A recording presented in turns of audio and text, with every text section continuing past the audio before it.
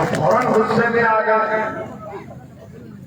आप बताइए खुलकर क्यों नहीं बोलते भारत की पार्लियामेंट में? हमने संविधान को सामने रखकर कहा कि ये संविधान के खिलाफ है। ट्रिपल तलाक का कानून औरतों पर और जरूर करेगा। कैसे ताकत दे दिए कि अगर कोई मर्द अपनी बीवी को 3 मरतबा तलाक देता है तो कानून ये कहता है कि तलाक नहीं हुआ।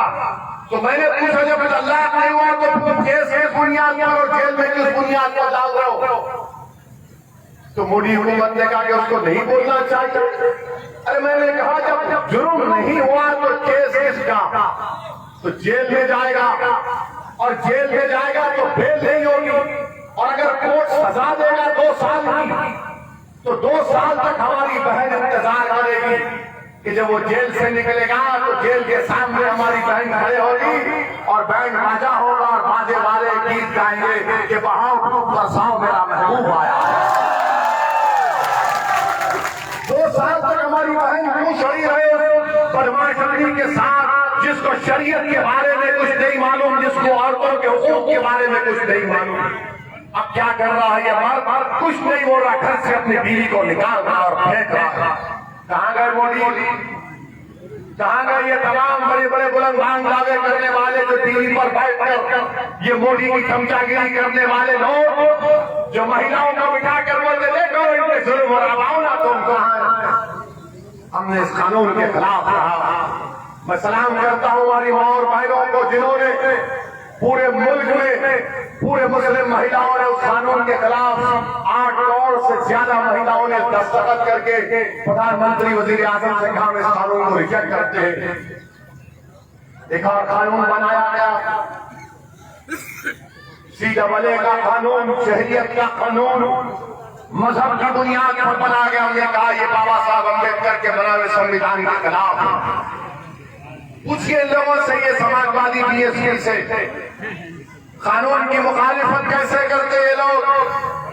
अखिलेश यादव तकरीर कर रहे हैं CAA के कानून के ऊपर और बोल रहे हैं कि मैंने लखनऊ हाईवे बना उस पर चेक उतार दिया। पार्लियामेंट में बहस हो रही है शहरियत के कानून पर और मोहतरम अपनी रोड का जिक्र कर रहे हैं। ये इनका रवैया। किसने कहा कि ये कानून संविधान के खिलाफ है? संविधान में मजहब की बुनियाद पर कानून नहीं बनाया जा सकता। किसके पूरी पार्लियामेंट में मोदी के 300 MP के सामने हमने इस कानून को बताया आला कानून है। जिस तरह महात्मा गांधी ने उस वक्त के साउथ अफ्रीका में सफेद शाम हुकूमत के गलत कानून को फाड़ा था, चलाया था। मैंने कहा कि मैं गांधी को देखकर इस कानून को मोदी के सामने फाड़ता हूं या कानून को रिजेक्ट करता। और तुम मुझे फिरका परस कहते, तमाम लोग कहते वो इसी फिरका परस है। तीसरी मिसाल आपके सामने रखता हूं। अमित शाह ने दहशतगर्दी के खिलाफ, आतंकवाद के खिलाफ एक कानून जो कांग्रेस ने बनाया था UAPA, उसको और मजीद सख्त कर दिया। यानी दिल्ली में कोई इंस्पेक्टर NIA का बैठकर बाराबंकी के किसी नौजवान का नाम लिख देगा कि टेररिस्ट है, उसके ऊपर कोई केस नहीं होगा, उसके ऊपर कोई कोर्ट से सजा भी नहीं होगी, मगर वो लिख देगा कि फुलां जैद बकर बाराबंकी का टेररिस्ट है तो टेररिस्ट हो गया। हमने उसकी मुखालिफत की और उसमें क्या कहा गया कानून में कि अगर पुलिस किसी को गिरफ्तार करती है UAPA के कानून में तो 120 दिन से ज्यादा उसको पुलिस अपने पास रख सकती डिटेंशन में। मैं मुखालिफत क्या क्या समाजवादी पार्टी और BSP ने तारीख नहीं की इसकी? बताओ, मैं चैलेंज कर रहा हूं क्या तुमने तारीख नहीं की? कानून बना तो उसका इस्तेमाल यादव पर नहीं होता, उसका इस्तेमाल दलित पर होता है, आदिवासी पर होता है, मुसलमान पर होता है और उन दानिशवरों पर होता है जो हुकूमत के खिलाफ होते हैं। ये लोग खेल तो नहीं जाते, खेल तो जाना हमारा मुकद्दर बन चुका है। हमारे नौजवानों की जिंदगियां बर्बाद हो चुकी है। 5-5 साल 6-6 साल के बाद जमानत होती है।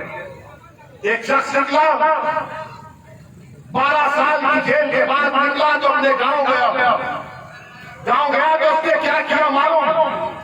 जब 12 साल की जेल के बाद कोर्ट ने उसको बरी किया इसी कानून में, इस मनुष्य कानून में, तो उसने लोगों से पूछा अम्मा की खबर कहाँ है? मुझे मालूम हुआ कि मेरी अम्मा मर गई। अम्मा की खबर पर जाकर लेट कर रोया, कहा कि अम्मा मैं जब गांव को आता था वापस तू मुझे अपने गले से लगाती और अपने हाथ से पकाया खाना खिलाती। आज मैं तेरी खबर पर आकर रो रहा हूँ। क्या सब ने बीएसपी ने कानून की तारीफ नहीं की? पूछो इनसे आप। आज तुमको सब फिर वैसी बुरा नजर आता है। यकीनन मैं कोई अच्छा इंसान नहीं हूँ, मुझमें बहुत है, पर अल्लाह जानता है मुझमें क्या है, मगर इतना तो है नहीं है मुझमें, इतना तो गंदा नहीं हूं कि वक्त के हुक्मरानों के सामने खड़े होकर सच्चाई को बयान करना, ये मेरे बुजुर्गों ने मुझे सिखाया, जो ये नहीं बयान कर सकते सब और बीएसपी वाले। ये मिले हुए थे मौली की तारीफ की सपा ने, बीएसपी ने यूएपीए के कानून में तारीफ की, और उस कानून में आज भी आप देखिए जेल में सड़ने वाले मुसलमान, दलित और आदिवासी, और आज हमको आकर कहते हैं माशाअल्लाह।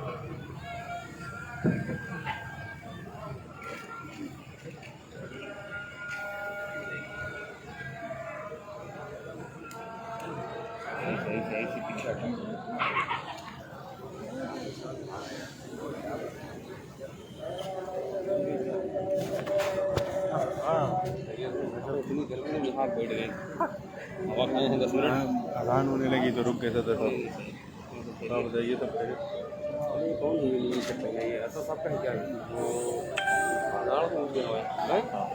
ये चलता है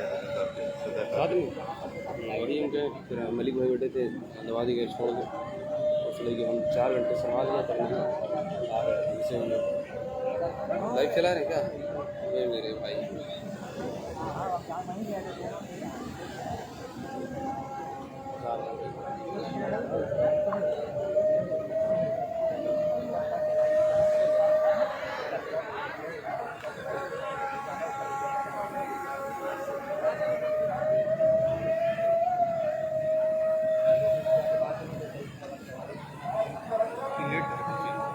नीचे बताइए आपकी गाड़ी की जगह जगह तो नहीं, हमारे डॉक्टर कई लोग हैं, यहाँ से भी एक लोग पीछे छोटी गाड़ी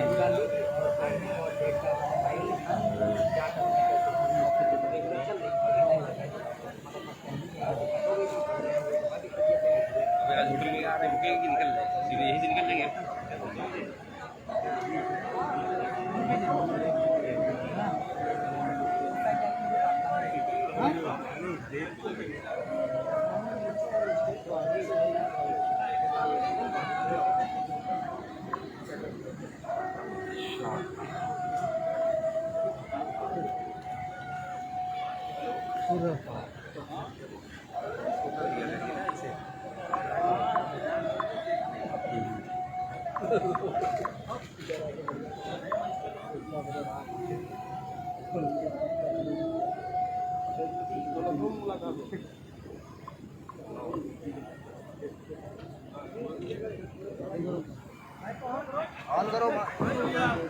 बिस्मिल्लाहिर्रहमानिर्रहीम। अल्हम्दुलिल्लाह अदा के लिए बहुत सा वक्फा दिया गया। हमने मस्जिद से अदा सुनी। क्या हुआ था बाराबंकी में इसी साल 17 मई को बाराबंकी में 100 साल पुरानी मस्जिद को शहीद कर दिया गया था। मार्च 17-20 को उस वक्त के एसडीएम जो अभी प्रमोशन पर सीडीओ बन चुके हैं, उन्होंने मार्च से लोगों को, आवाम को मस्जिद में नमाज अदा करने से रोक दिया। करीब 50-60 लोगों पर मुकदमा किया, जेल को भिजाया, एनएसए लगाया, और फिर मई 17 को योगी सरकार ने नरेंद्र मोदी की तारीख से बाराबंकी की मस्जिद को शहीद किया। उसको मैं कहता हूं अंग्रेजी में पॉलिटिकल डेमोलिशन था। उस वक्त दिल्ली में यह खबर चल रही थी कि शायद योगी को हटाया जाएगा, तो योगी ने गर्मी पैदा करने के लिए अपने ऑफिसर से कहा कि तोड़ दो मस्जिद को, बाराबंकी की जो 100 साल पुरानी मस्जिद थी। किसने आवाज उठाई उसके बारे में? किसने मीडिया के सामने जाकर आवाम के दरमियान में जाकर कहा कि ये मस्जिद है, इसको शहीद नहीं करना चाहिए था? कौन आवाज उठाया? क्या ये बीएसपी सपा के लोगों ने आवाज उठाई? क्या उन्हें कहा कि हम चलेंगे, चलकर मस्जिद को आबाद करेंगे?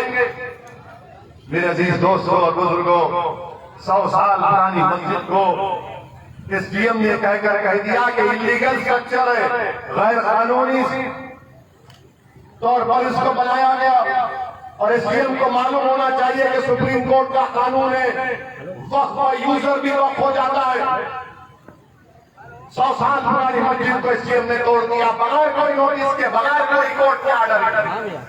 जबकि इलाहाबाद हाईकोर्ट का ऑर्डर था कि कोविड का सेकेंड वेव चल रहा है, लोगों की लाशें पानी पर गिर रही थी गंगा पर, कुत्ते लाशों को लॉज लगा रहे थे योगी और मोदी के सरकार में। इंसानियत अपनी सांसें तोड़ रही थी ऑक्सीजन नहीं मिलने की बुनियाद पर, लोग तड़प रहे थे, बिस्तर तलाश कर रहे थे। तो ये ऐसी हुकूमत योगी और मोदी की कि आवाम को ऑक्सीजन पहुंचाए, दवा पहुंचाए, लाशों को जलाने के लिए लकड़ी पहुंचाए या जमीन दिए, वो नहीं किए। मस्जिद को जाकर शहीद कर दिए, 100 साल पुरानी मस्जिद को, और रातों रात उस मलबे को उठाकर फेंक दिया गया। और तोड़ने की वजह क्या बताई गई कि एसडीएम साहब का घर बाजू था। एसडीएम साहब को फजर की अजान से तकलीफ होती थी, तो उन्होंने कहा कि मस्जिद को तोड़ दो, क्यों? हमारे बाप जागी रही है कि तुम, तुम्हारी नींद खराब होती है, तुम मस्जिद को तोड़ दोगे? क्या कानून नहीं है भारत में? क्या संविधान खत्म हो चुका भारत में कि एसडीएम बगैर कोर्ट को आकर के तोड़ देगा? आप बताइए, तोड़ दिया गया। अरे कौन से एसडीएम पूछो, मैं मीडिया के सामने पूछ रहा, अखिलेश यादव को पूछो। इनका एक भाई धर्मेंद्र यादव एमपी है, था बिहार गया, बताइए उनसे। मेरे सामने पार्लियामेंट में धर्मेंद्र यादव ने ये जो एसडीएम की मौजूदगी में बताइए उनकी मस्जिद को शहीद किया गया। धर्मेंद्र यादव ने उसकी शादी में शिरकत की, पार्लियामेंट में उसके लिए सवाल उठाया था।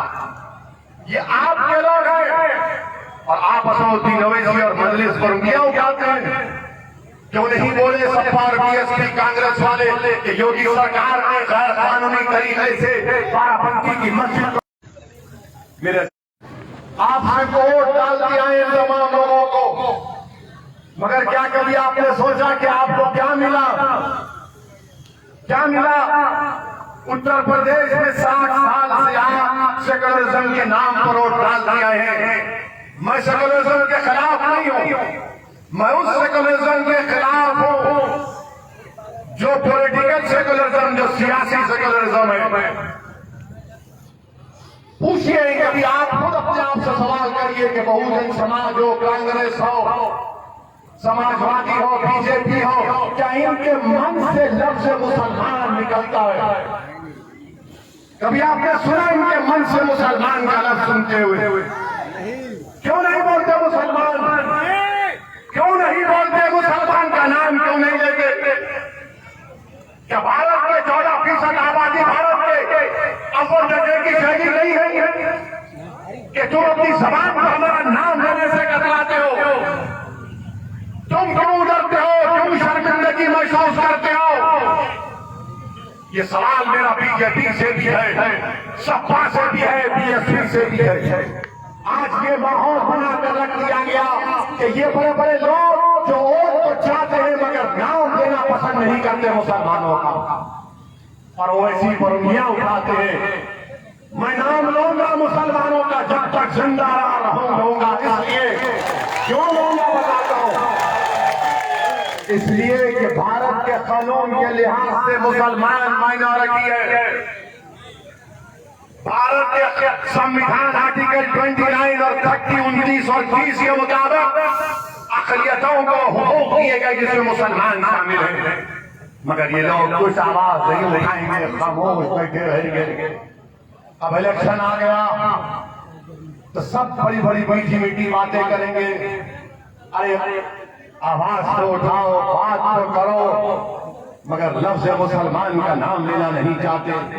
उत्तर प्रदेश के मुस्लिम अक़लियत को मैं पैगाम देने आया हूं कि आप वोट डाल दिया है, मगर आप नेता कब बनेंगे, आप लीडर कब बनेंगे? क्या बाराबंकी के किसी नौजवान में यह काबिलियत नहीं है कि वो बाराबंकी के मुस्लिम अक़लियत का नेता बनकर उनकी क़यादत कर सके? आप में काबिलियत नहीं है? क्या आपको काबिलियत नहीं है? मेरे सवाल का जवाब दीजिए आप। क्या आपको हिम्मत नहीं है नेता बनने की? क्या आप डरते हैं किसी से? तो फिर नेता बनो। कब तक ये कैदियों की जंजीरों को देख कर तुम इनको डालते रहोगे? तो इन जंजीरों को, हम एक आजाद कौम है भारत में, हुक्मरान कोई भी हो, योगी हो, मोदी हो या किसी का हो, मगर वो हुक्मरान है, वो बादशाह नहीं है, वो प्रधानमंत्री है, वो चीफ मिनिस्टर है, हम किसी के गुलाम नहीं हैं। मगर आप करते क्यों हैं? आपको नजरअंदाज करना पड़ेगा। मेरे अजीज दोस्तों और बुजुर्गों, यकीनन ये जुल्म की चंद वाकयात मैं आपके सामने रखा हूं, मगर आपको जवाब देना जमहूरी तरीके से। मैं यहां पर मुझे वाकया याद आ रहा है कि जब हजरत यूसुफ अलैहिस्सलाम की नीलामी हो रही थी मिस्र में, तो एक ज़ईफ बुढ़िया वो भी गई कि हजरत यूसुफ की अलैहिस्सलाम की नीलामी हो रही है। तो लोगों ने कहा तू गरीब है, बढ़िया है, तेरे पास दौलत नहीं है, तू क्यों जा रही है? तो उस बुढ़िया ने कहा कि मैं इसलिए जा रही हूं कि मैं जानती हूं कि मेरे पास दौलत नहीं है, कुछ नहीं है, मगर मैं अपना नाम उन लोगों में दिखाना चाहती हूं जो हजरत यूसुफ अलैहिस्सलाम को खरीदना चाहते थे, ताकि अल्लाह को मालूम हो जाए कि मैं गई थी वहां पर। आज हम पर जमीन तंग कर दी जाती है महाभक्त सिंह के नाम पर, रखबखान को जलाया गया आग में। तो मुझे हजरत इब्राहिम अलैहिस्सलाम ने जो नमरूद ने आपके लिए आग तैयार की थी, वो आग आसमानों को छू रही थी, और एक चिड़िया थी जिसने अपने तमाम चिड़ियाओं से कहा कि चलो हम अपनी चोंच में पानी लेकर उस नमरूद की आग को बुझाते हैं। तो चिड़ियाओं ने कहा हमारी चोंच कितनी सी, कितना पानी आएगा, आग तो आसमानों को छू रही है, क्या हमारे इतने से पानी से आग बुझेगी? तो उस खूबसूरत चिड़िया ने कहा कि आग बुझती है या नहीं बुझती है मुझे उससे मतलब नहीं है, अल्लाह ने मुझे ये दी है ताकत कि मैं अपनी चोंच में पानी लेकर उस आग पर डालूं तो अल्लाह कबूल कर लेगा उसे। और वो चिड़िया अपने चोंच में पानी लेकर डालती है आग नमरूद की आग पर, अल्लाह को फरमाता है आग को आग बंद हो जाओ मेरे इब्राहिम। तो क्यों तुम अपने आप को कमजोर समझते हो? जब एक चिड़िया अपने चोंच में पानी लेकर आग पर डालती है, और अगर अल्लाह राजी होगा तो इंशाअल्लाह ताला ये जालिमों के दरबार, इनके जलाल, इनकी आग सब कुछ जाएगी इंशाअल्लाह।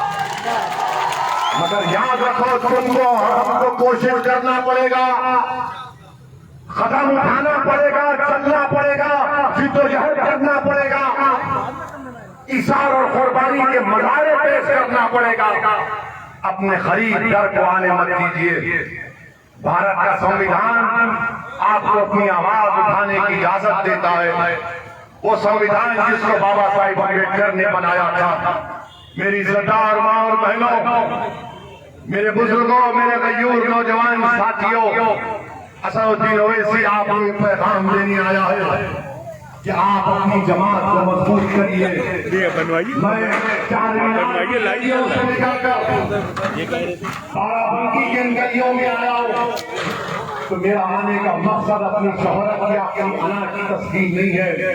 मेरे आने का बुनियादी मकसद यह है कि आप नेता बने, आपकी सियासी क़ियादत बने, आप लीडर बने, आपकी लीडरशिप बने, ताकि कल कोई जाकर किसी मजहब को बगैर किसी वजह के, कानूनी वजह के शहीद ना कर। अगर आपकी आवाज होगी, आपका नुमाइंदा होगा, तो आपके नाइंसाफियों के दौर का खात्मा होगा। छोड़िए लोगों की इन बातों को। ये बार बार इल्जाम लगाते समाजवादी के बीएसपी के लोग, मगर मैं आपको बताना जरूरी समझता हूं कि औरंगाबाद महाराष्ट्र से मजलिस का एमपी जीता सांसद में, किसने हराया उसको? शिवसेना के एमपी को मजलिस के उम्मीदवार इम्तियाज जलील साहब ने 21 साल के शिवसेना के एमपी को मजलिस ने हराया।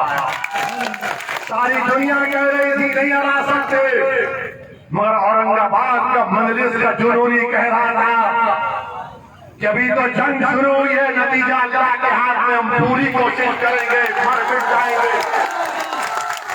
और पूरों ने मेहनत की। इम्तियाज जलील ने शिवसेना के 21 साल के एमपी को हराया। कांग्रेस नहीं हरा पाई वहां पर, समाजवादी पार्टी नहीं हरा पाई वहां पर, बहुजन समाज नहीं हरा पाई। बिहार के इलेक्शन हम लड़े, फिर शुरू हो गए। ये तमाम लोग जिनको मैं खव्वाल पार्टी कहता हूं, ये खव्वाल पार्टी अपना हारमोनियम, गिटार, तबला लेकर आओ राग में बोलते हैं, वैसे मुसलमानों के वोट को ले लेगा। क्या मोदी वोट को नहीं ले रहे हैं? क्या योगी हिंदू वोट को नहीं ले रहे हैं? क्या समाजवादी पार्टी हिंदू वोट को नहीं ले रहे हैं? समाजवादी से पूछेंगे तो बोले यादव वोट को लेते हैं, तो यादव क्या मुसलमान है हिंदू है? लेते हैं ना वोट, इसीलिए तो जीते हैं ना यहाँ पर। ये मैं नहीं कह रहा हूं, दिल्ली में एक ऑर्गेनाइजेशन है CSIS। हमारे मीडिया के लोग सोच रहे होंगे कि मसाला मिल गया 6 बजे से इसकी शादी करेंगे। तुम नहीं कर सकते, मैं एक नहीं परेशान हूं।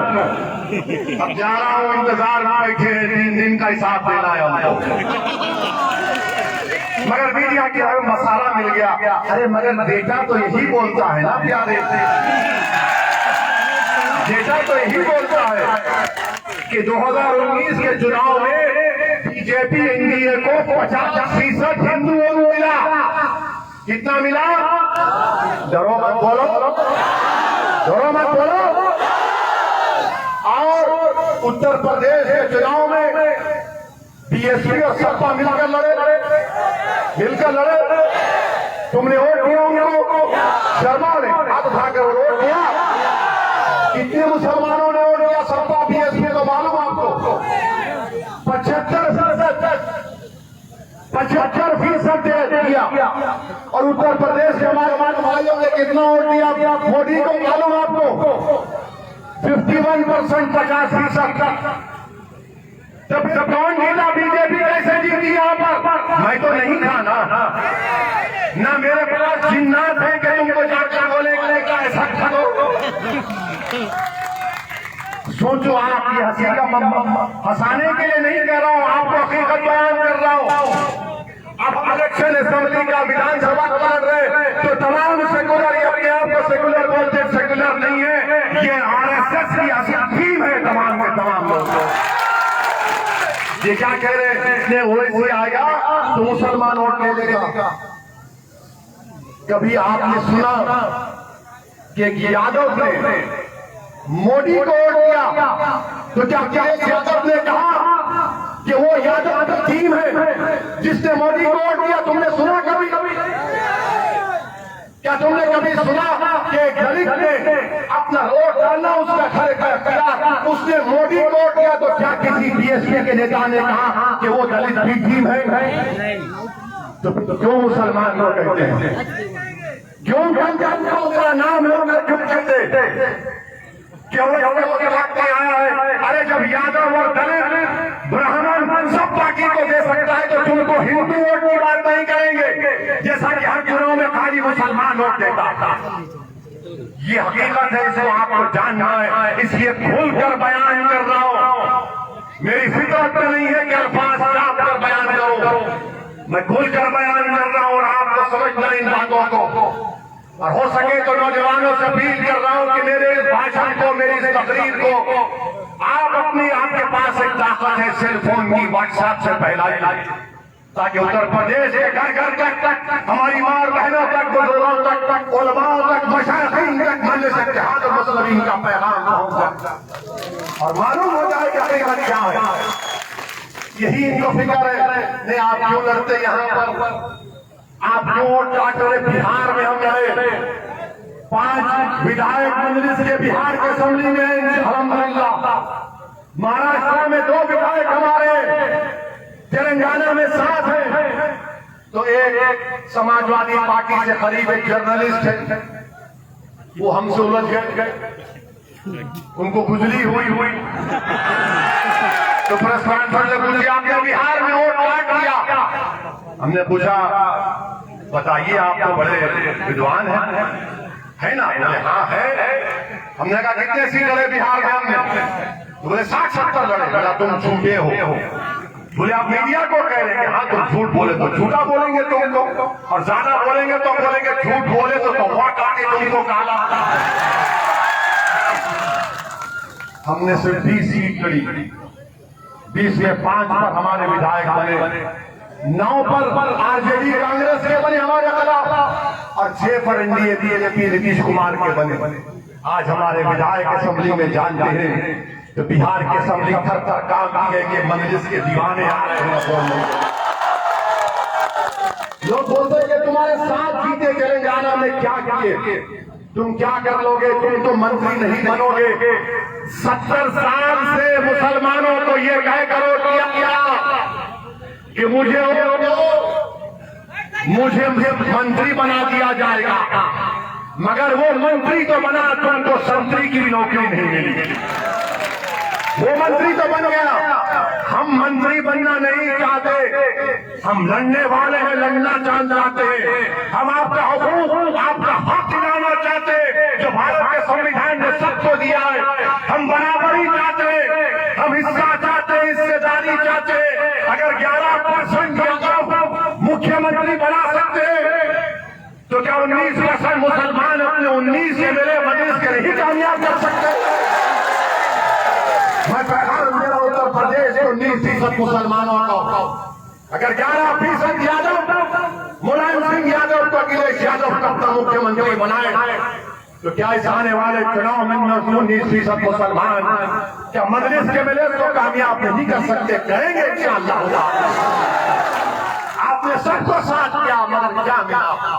कल तक आपके पास कोई अल्टरनेट नहीं था, कोई मुतबादिल नहीं था। जो मुतबादिल मजलिस इत्तेहाद मुस्लिमीन, हमसे मीडिया के लोग बार बार पूछते, अगर आपसे ये सेकुलर पार्टी के लोग बात करेंगे तो आप बात करेंगे? हम बोले बराबर बात करेंगे, बात करने में क्या नुकसान है?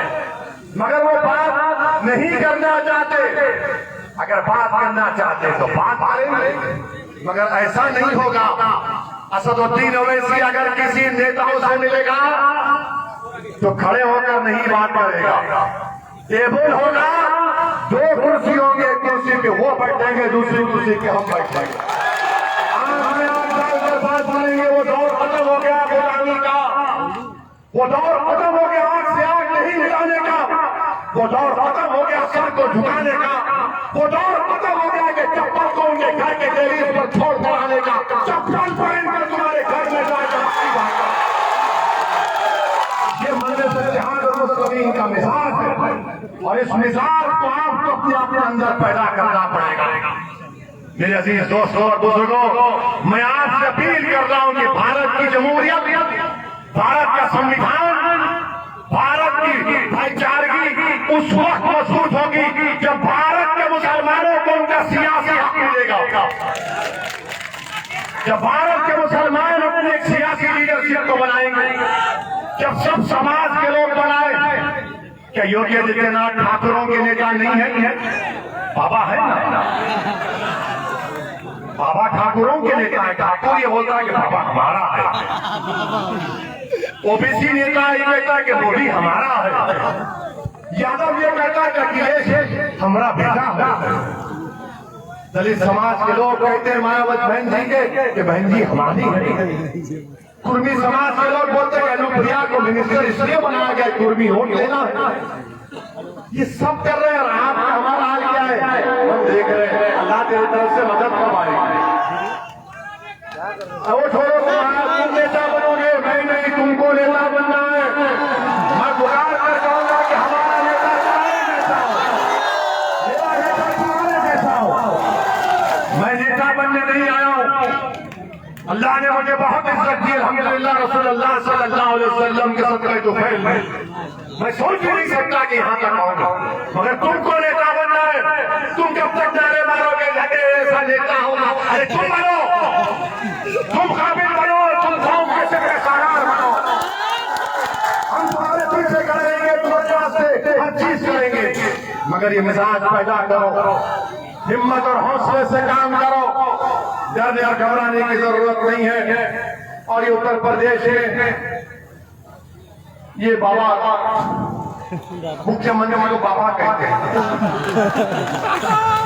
तो बाबा कहते हैं मैंने पूरा विकास कर दिया। हम मुख्यमंत्री को बताना चाह रहे हैं कि एक हिंदी अखबार आज हम सेवा पढ़े, क्या नाम है, नव भारत टाइम्स, उसने फोटो डाली और बाबा के विकास के दौर में उस रोड पर कितने खड्डे हैं? 416 खड्डे हैं। वाह बाबा, क्या विकास कि शहीद पथ रोड पर 416 खड्डे हैं और बाबा को नजर ही नहीं आता। अच्छा, गोरखपुर बाबा का गांव है ना, उनका विधायक डॉक्टर अग्रवाल सैलाब आया तो मीडिया को बोलता है कि रोड के ऊपर नाला बना दिया गया। बाबा क्या विकास आपने गोरखपुर किया। फिरोजाबाद में 50 बच्चे मर गए डेंगू से, तो बाबा गए हेलीकॉप्टर से उनको बोले से उतरे और बोले तेरे को सस्पेंड कर दिया। उसने कहा क्यों? दवाई नहीं है, डॉक्टर नहीं है, कुछ नहीं, मुझे क्यों सस्पेंड किए? बाबा बोले ज्यादा बोलेगा तो ठोक होगा। आप बताइए, ये विकास है? अच्छा, मुसलमानों के लिए बहुत किया। मोदी ने दिल्ली से अक़लियतों के लिए उत्तर प्रदेश को 6.5 साल में करीब 10,000 करोड़ के करीब जो ही पैसा बिछाया, 10,000, 116, 160, सिर्फ 10% आपने अक़लियतों के लिए खर्चा किया। क्या विकास? ये बार बार बोलते मुसलमानों को अलग नहीं समझते, वो ऐसे करता है धर्म के नाम पर राजनीति। 2017 में हमने पार्लियामेंट में सवाल किया, 6 लाख के करीब घर दिए गए प्रधानमंत्री ग्रामीण में, प्रधानमंत्री आवास योजना ग्रामीण में 6 लाख के करीब घर दिए गए। 2017 में अब 21 है। आपको मालूम उत्तर प्रदेश से कितने मुसलमानों को घर मिले? कितनों घर मिले मालूम आपको? सिर्फ 10। पापा ने विकास किया, मोदी ने विकास किया, सबका साथ, सबका विश्वास, सबका विश्वास, बस खाली एक के बिगाड़े का